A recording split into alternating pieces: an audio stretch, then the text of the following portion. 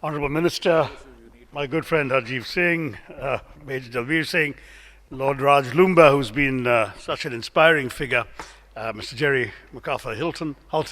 I shan't say too much about the Minister's remarks other than to say that obviously a call for more values in education is unexceptionable. But the challenges of a knowledge society go well beyond that foundation of values, which I don't quarrel with. They involve, of course, a number of elements that we don't have time to go into right now, but which in particular require an extraordinary capacity for adaptability and for changing patterns of thought and education.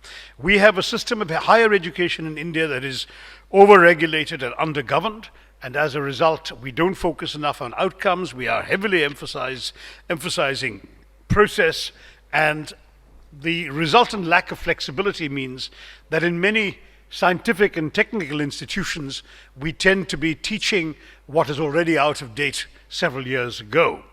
And this is clearly what's wrong in the 21st century.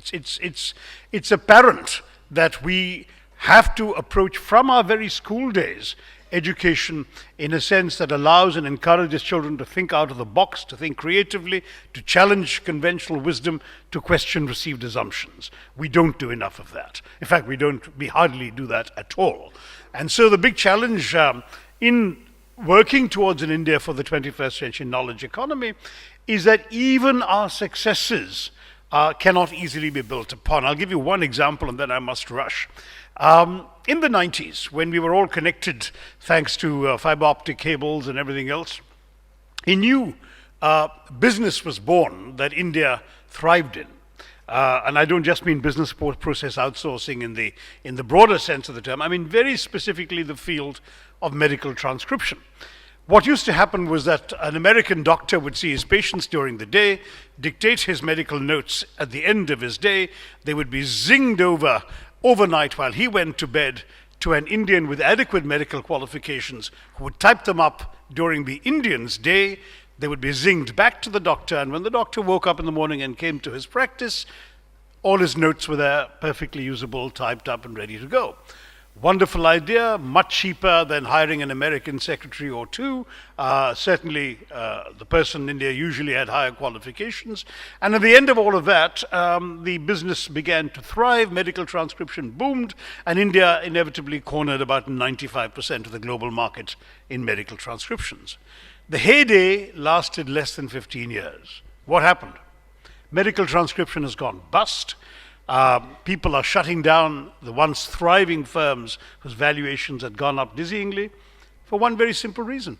No one anticipated the rapid progress in artificial intelligence's ability to do speech recognition, which means that now instead of doctors having to send their notes over to India, they buy one software once, speak into a machine, and their words appear on their computer screen in front of them even as they speak, with a over 95% accuracy rate, which matches that of the Indian typist at the other end.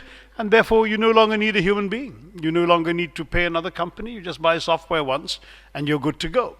Now, this kind of change is an illustration of the challenges facing any society that wishes to adapt. You've got to, I've often said to teachers in many, and as a member of parliament, I'm constantly addressing school functions, annual days, and college convocations. I keep telling them, do not teach children what to think.